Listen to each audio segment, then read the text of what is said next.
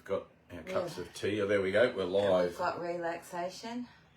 So we can say, welcome, dearly beloveds. We are gathered here today to bless the world. And it's done.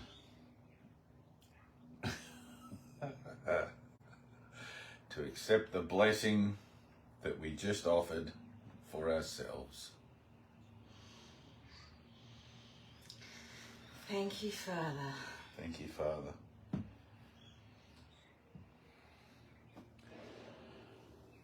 I like the idea of turning up with nothing, Annie. It's the same idea as coming wholly empty-handed to your God, to your Father, I think anyway. It represents that same action of mind. And I was walking back from the beach this morning, and people tell me they like it when I do videos on the beach, but it started to rain, so sorry. And I thought we should do a video because that was part of the idea of whatever this is. And I didn't have anything. I thought, no, I've got nothing for a video. I've got no video to make. And then that was perfect too. You just turn up as you are. And then the Spirit will use you. You just show up in the willingness to be used, and here we are. With our props.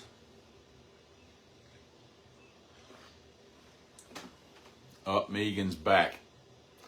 How did your musical thing go? You were doing something with someone about something.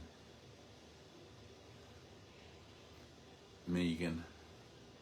I forget what it was now. You were going to do a collaborative thing with somebody.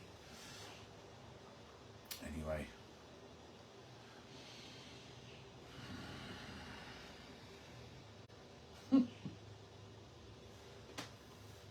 So far, so good. Oh, next week. All right, cool. Yeah, that's it. You were going to go into a studio. Pretty miraculous. Hey, Luana. Laying down the scratch. Thanks for asking. Tina. There's Tina.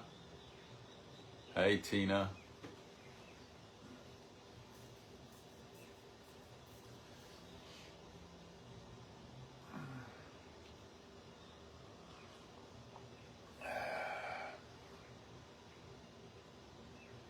Just been swimming.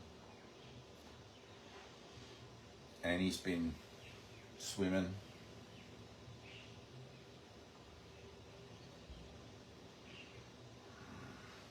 Hey.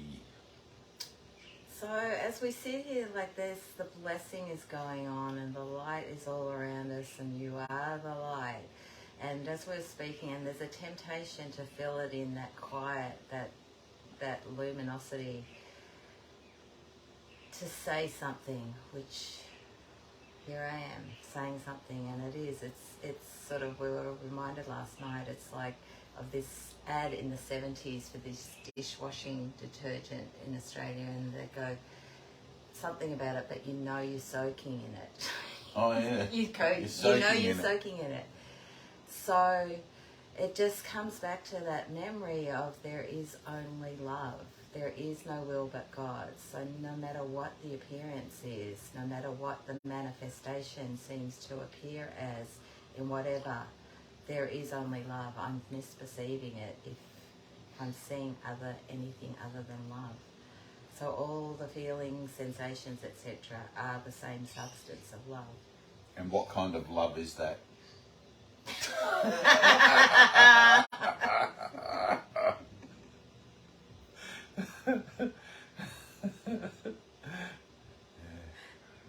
It's funny because you can't do anything without analysing it. As soon as you ask yourself if you're seeing only love or I'm seeing only love, it's like it just flows naturally. There's not even, it's only when you realise that you're not present that you actually find yourself being present again. And in that moment, no time has passed because time is the illusion. So the idea of time is completely nonsense. So then you're using the forgetting to remember better. Yeah, you're using the forgetting to remember better. Other than that, you're just in the celebration of the doneness of it. It's like I'm literally living in the resurrection. I'm literally, here I am celebrating with a cup of tea my salvation from time and space and the non-event of anything having ever happened that remotely resembled separation, despite the fact that I still seem to see the form around me, despite the fact that I still seem to have the use of one of these vessels, which takes on an aspect of holiness in its use because of its new purpose, but in itself is nothing and cannot share my holiness, but it serves it, if that makes sense. And so even in that, there's a cause for joy. You know? It's just like, wow. But you know the funny thing, it's like after all these years of having that cause for joy, what seems to be years, it's just the way it is. It's not really a joyous joy anymore. It's just a sort of more of a state of beingness, a state of I am, a state of is. And that's the wholeness. There's no highs and lows in wholeness. Whereas seemingly there'll be a high when joy arises as if you're picked up for a moment. But then as the integration occurs and there's wholeness, there is an isness to it. It's complete, it's whole. So there's no, when the duality of highs and lows get taken out. I love Richard Bach for that, you know, the author of Jonathan Livingston. He always refers to God as great infinite is. I remember that being one of the first references of the infinite is that made me stop and actually think about is, the state of is, or the state of I am, which is the same thing. Although I find the state of I am, you can tend to confuse the I with the physical I, the physical presence or experience. But a state of is, because mind is a state, and you either have that state of remembering or forgetting. That's it. It's not a, we call it a thing, we call it a mind, but it just is.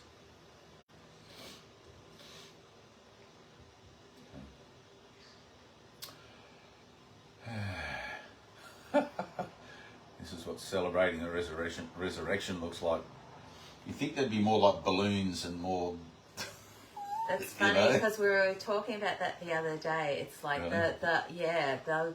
It's like little shreds of the egoic identity has some sort of expectation of like, oh, there you are, you're home, you've made it, you've accomplished something, but you haven't done anything. Balloons. Nothing, we want balloons. Nothing ever happened. So there's those shreds of the ego seeking still of like some acknowledgement or recognition. Yeah. But there is none because... Where's the finish line? Because nothing ever happened. So there is only that.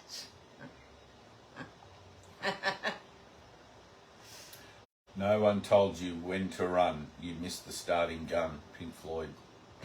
And it's the same for the finishing line. It's the same thing. There's no starting line and there's no finishing line. There's just is, just I am. And if you try to stay in that, this is in that state, right? So in the world, trying to stay in the state of I am as a conscious, because you connect higher to lower for a second and one falls away, but as a conscious participation in your own, what would you call it? Self-observance, observance of self, where you're observing the observer and all of that sort of nonsense. But it's very difficult to stay in that particular frame for very long, especially when everything seems to be moving and changing around there, because there's this constant inside-outside referencing.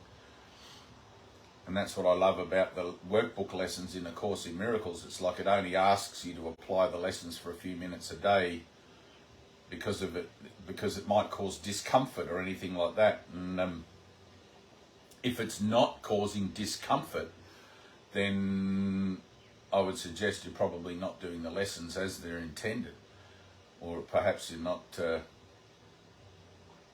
felt very uncomfortable doing those lessons, and that's even after awakening. I did not want to accept. There was a moment there, and I remember it clearly. I did not want to accept that I didn't exist as this It was a terrible paradox, or a terrible point of decision making where I had to choose.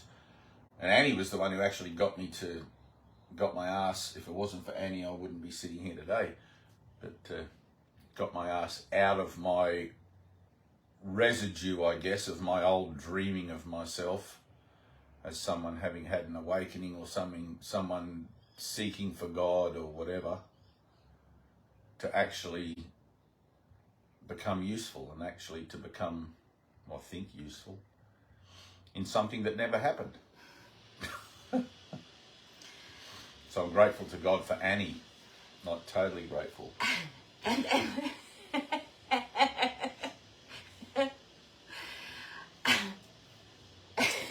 playing its part perfectly. And it is a part perfectly. I mean, I remember that moment, and of course, when I looked back on it, I was horrified, because and it really is. There's the orchestration where there seems to still seem a centralized I that has something to do with it, like as if I have some control. There's an I here that seems to have control, where it is just a spontaneous unfolding, and all the lines are delivered perfectly. The script is written and the lines are delivered perfectly, and the seeming, whatever the forms.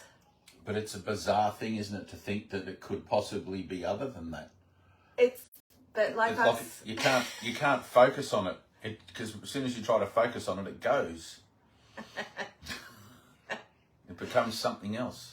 So I was sort of mentioning this to Dave last night. It's really bizarre how within a dream, everything happens perfectly.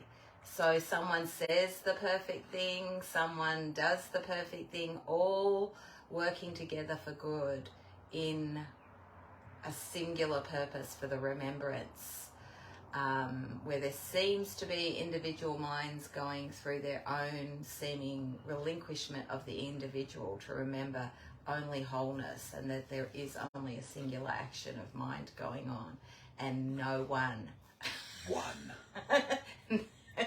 And nobody, and no separate self. One mind waking up. So, but Dave was saying, so the opposite, and you see the perfection in it, and it's kind of really bizarre, where there's nothing really going on, yet within the nothing of going on, there seems to be a perfection.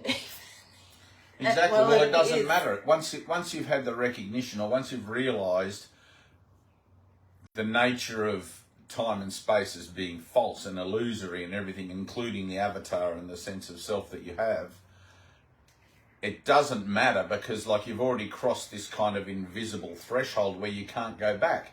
So it's just a matter of willingness and seemingly time that it takes to collapse the residue of whatever it was that you had as that old belief. And so in the residue of that, you can look at it, and you cannot not but keep coming back around to the singular nature of I. As soon as you forget, as soon as you wander off in mind searching, having made that decision, something is going to pop up in your periphery, or perhaps in your own thinking, that's going to bring you back to the place where you made that decision, or had that realization that, wait a minute, none of this is so. And you keep putting your finger back on your own nose. It just keeps coming around. Wait, it's just me. It's just me. I'm seeing the reflection of my own thoughts about myself, either in falsity or in witness to the changing nature of that falsity to reflect something more holy on earth through forgiveness. But it doesn't matter. It doesn't matter how much you want to play with the shapes and things out there and go out and try to build a better empire or any of that stuff. It's done. Basically, the foundation of your whole thing's been knocked away, and it's like the Tower of Babel. It's just falling. And you're trying to rebuild it, perhaps, or you're trying to watch it fall and imagine what it could have been, and all of these sorts of things, living in the past and the potential of the future. It doesn't matter. It doesn't matter. You're done. Basically, you're done. As soon as you, it's like, I wouldn't want to go back, even if I could, into that ignorant kind of place, but you can't. No. It's like, it's just a dream. It's an illusion. The world's not real. It's like, once you hear that, your mind takes on board this kind of new viewpoint, whether you've experienced it or not. And it's like, what do you mean the world's not real? What do you mean it's just a dream? And you begin this sort of internal subliminal questioning as well. And it's like the ego doesn't know what to do with it because it knows that it's not real somewhere, but all of its attempts to manifest itself as real simply deny its own reality, right, by the attempt. And so it's this kind of self-sacrificing or self-debilitating action of mind that continues from that point on, where every time the ego tries to do something, or every time I think I can have a thought separate from God, it gets reined back in again.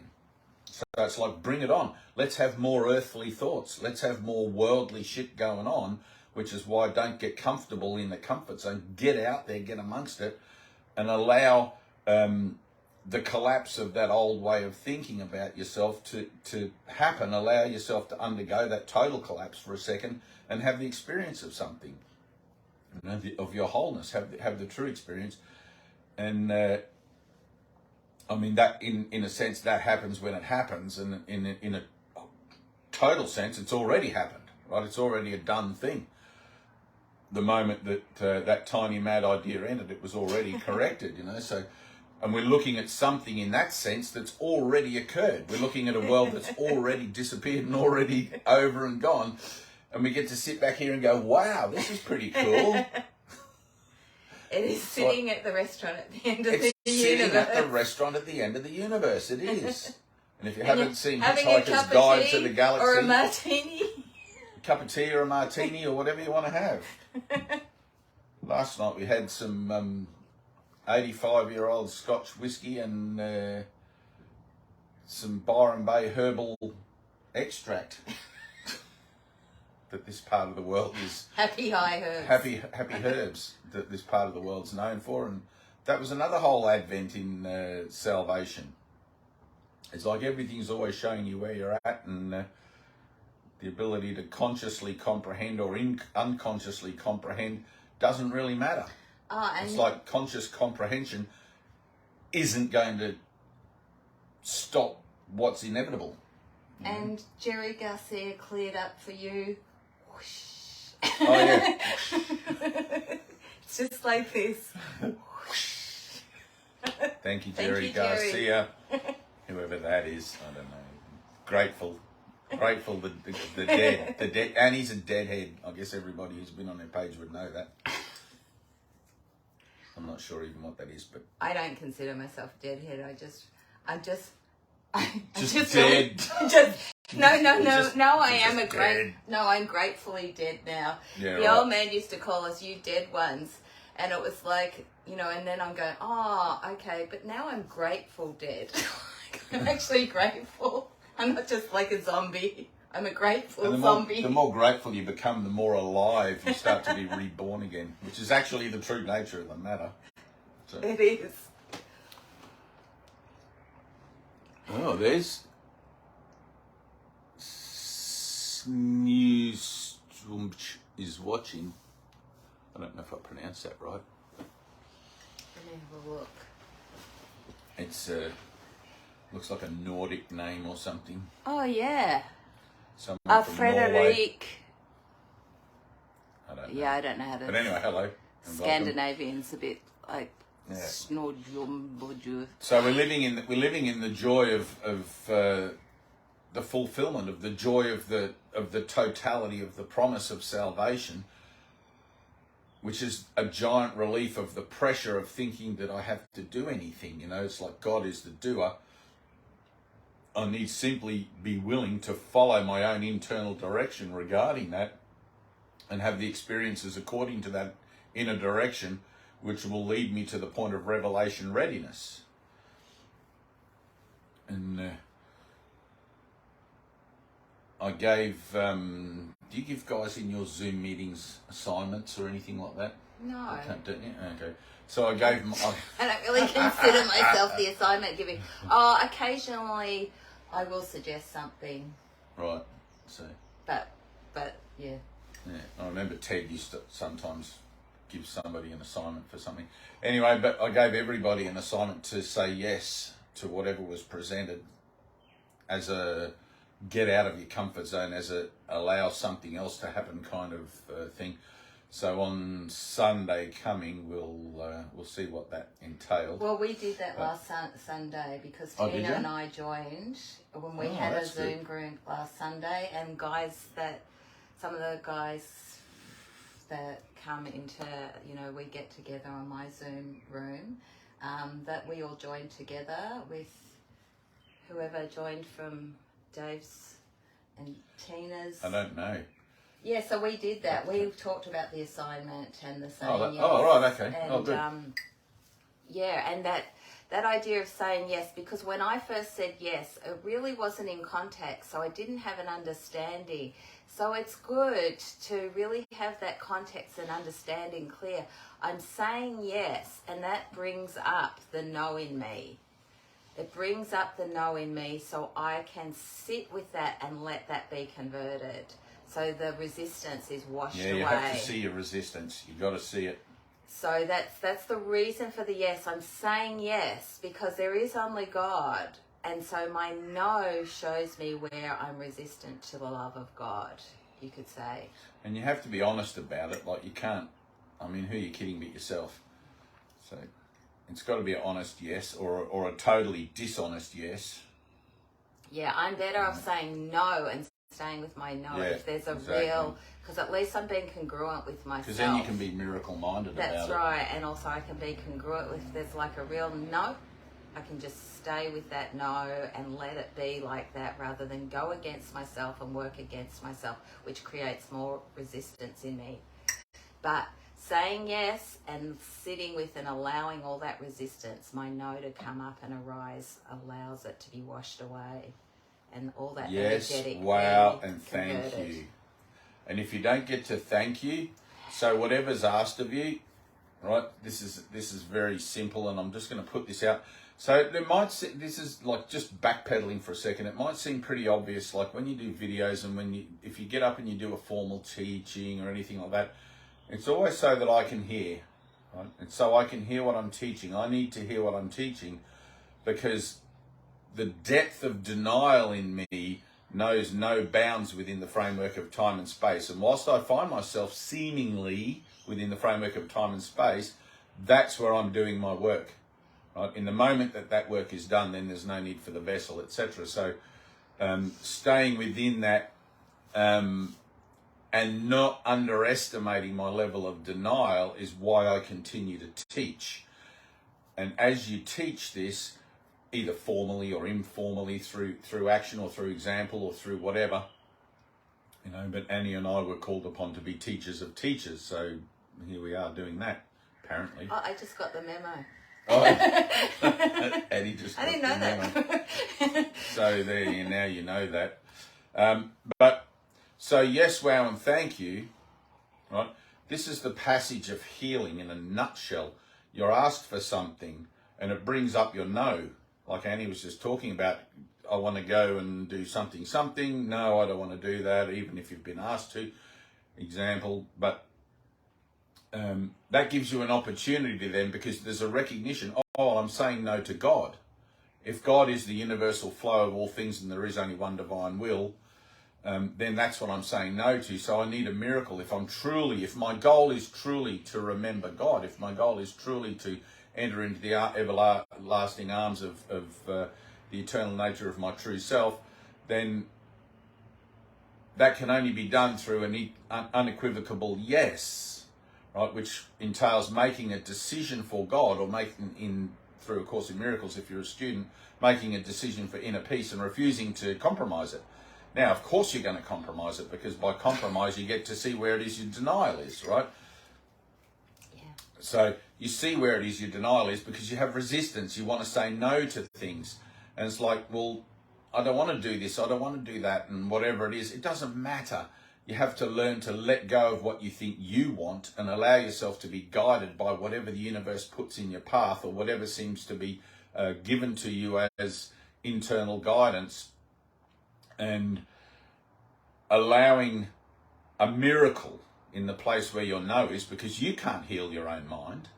If you could, you would have done it already, right? You need a miracle. The healing of the mind, or the removal of the blocks that prevents the remembrance of perfect love or universal love, is something that requires that divine intercession.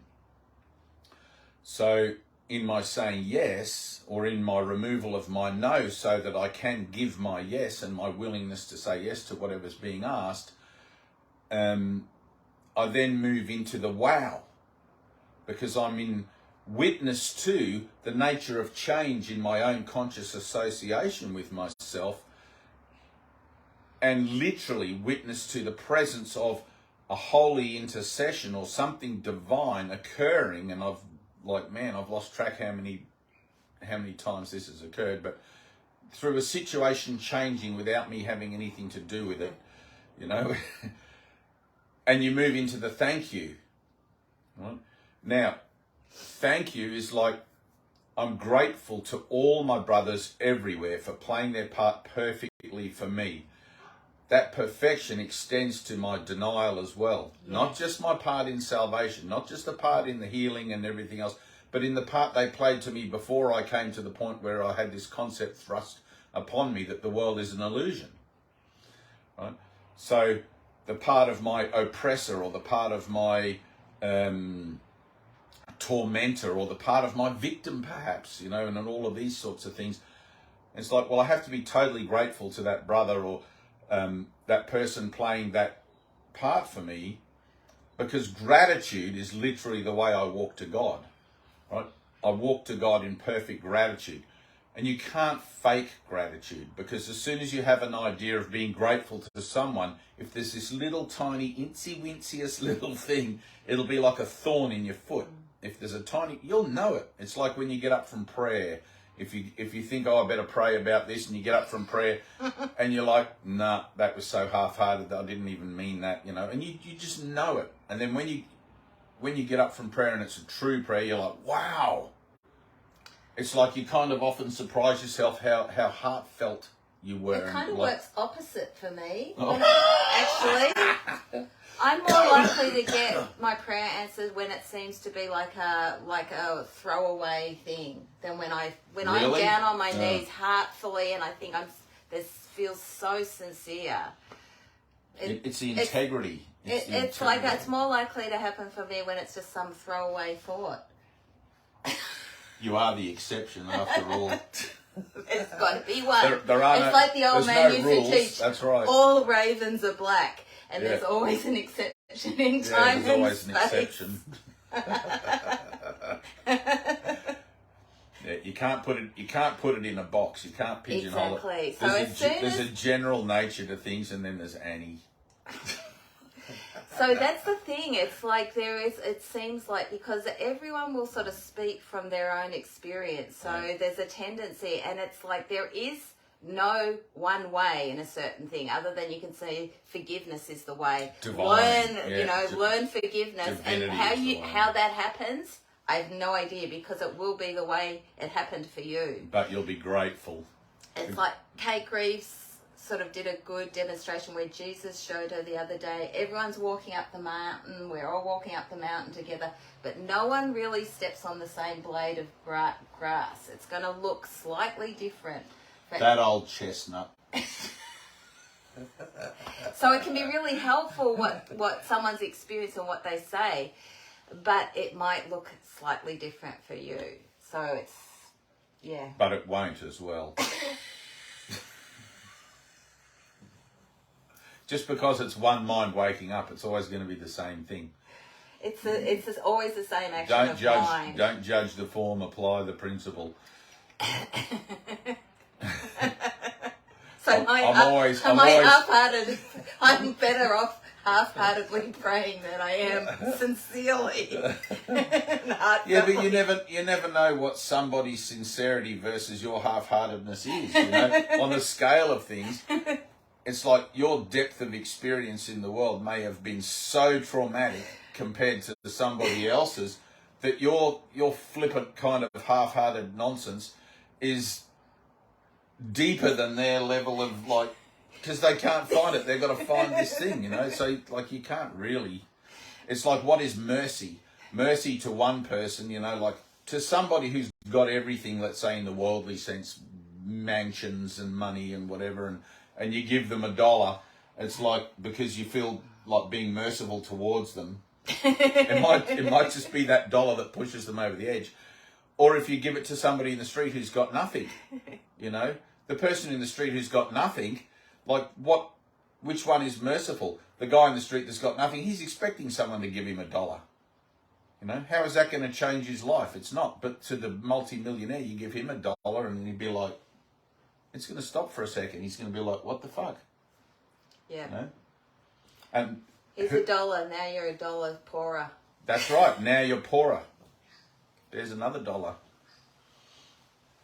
I wish I could join you in your poverty.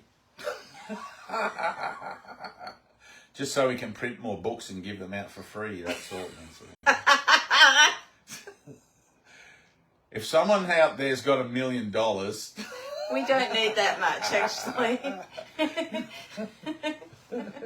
Well, I don't know. Maybe we do, and I don't know about that. It's been the long-standing line as some kind of catchphrase of salvation, hasn't it? We just need $1 million, and then we can wrap this thing up. Something like that. Ted always used to say that. If we can just get $1 million. And then, you know, the funny thing, and we'd go and we'd do workshops and presentations and whatever, and brothers would come back going, hey, we met this guy. It's like the Jew. Remember I told you? Yeah, I knew that wasn't going to happen as soon as I knew that wasn't going to happen either. I didn't know why you were telling me about it. I was like, Not only because he was Jewish, and I found this correlation and sort of association with the story of Jesus, you know. But not only that, with the court case and the relinquishment of the whole copyright, all the guys involved, the lawyers, Judge Sweet that ruled on it and everything, were all Jewish. So there was kind of a correlation with that, which was kind of funny. All these weird symbols that show up, that are really funny. They don't mean anything. But they're quite entertaining for a moment. They are. How synchronistic and parables, the dream trying to reassert itself. Yeah, and just the credibility. The analogies sort of in parables outplaying in your seeming script. Yeah. But it's always that million, you know, people would, you know, oh, we met this guy and he's rich and he's into the course and Ted would always be like, maybe we can get him to come to the healing centre and I'll talk to him. I just realised he was like that right till the minute he's really when I just looked at it. Hey, there's Claire Bear. Hey, Claire Bear. I've just been swimming at Belongil. Didn't see ya. Love ya. Yeah, it's sort of that idea of accumulation, like a sustaining, like, you know, we'll get this sustaining. And I'm like, no, if it's meant to be, it'll be given when it's needed. You're the one that put the ixnay on that. Now I get it. You the one said no. There won't be I was just staying in the yes of it and waiting for the millionaire like Ted. You know, you might be waiting a long time. It always seems if something's needed for the plan, but it's inevitable. It shows up. It shows up when it's needed. Yeah. And not before. Not before. Everyone wants to save their pennies, so I've got this when it happens, but it's the closer you are, it will be you don't get the information, you don't get whatever is required until like last knock at the door. And you don't get anything unless you get out of your comfort zone. Do not pass go, do not collect $200. The whole idea of comfort zone is the idea of like I'm limiting myself to what I think I can be open to or experience or whatever. And it's like, man, the best things happen like when you just step out, like that whole thing with the guys in the Zoom, and like just say yes. Just say yes to something that's totally perhaps alien to your way of thinking or looking at things or whatever. Just give that total yes once and then let whatever that yes presents occur. Just let it happen. And the mind might go into that's got to be some big thing, but it can be the smallest little, what seems to be a really small thing, and you notice there, and it can just be a real sort of fly away invitation or presentation. Yeah, and you got to expose the no. And so, yeah, you notice that, but it can be a really simple thing. It doesn't have to be like this huge, you know, what the mind makes up as a big or little, because it's all the same. And you've got to start out with whatever's presenting in front of you in that sense. And it makes it easier too. If you remember that this is a done deal, like, then it takes off part of that trepidation of actually saying yes, because you remember that you have a purpose. You remember that you're joining in something that's bigger than yourself. And it kind of like gives you a sense of, not really bravado, but an excitement maybe, where you want to actually experiment. You want to take a leap of faith and you want to say yes to something. And if you're aware, and this is like, I love reading the course, you know, like, it makes you completely aware that this is a journey into fear and that you are going to come across opportunities to confront your fear. One of the biggest opportunities to confront your fear that I've found is to step out of the comfort zone, to say yes to something that's perhaps, you know, and you can try to spiritualize it and give yourself a reason why you can say no and all of that crap. But the bottom line is, like my brother has asked, and I'm to say yes. I don't know how that yes should look.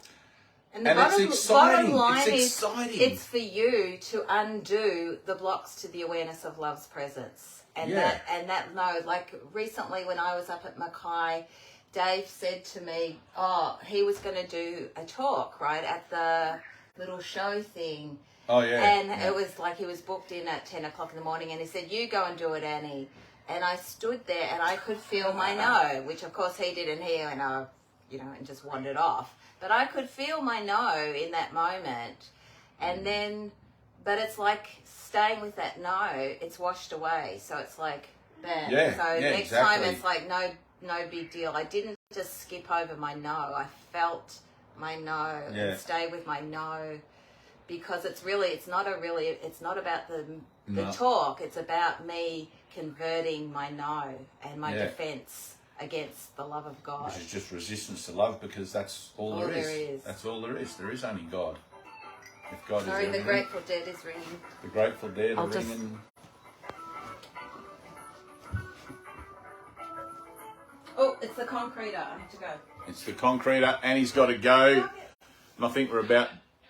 Hi, Del. I'll be down in a sec. Yeah, we're going to wrap it up. Thanks for watching. We've got to go and do some concreting now. Love ya.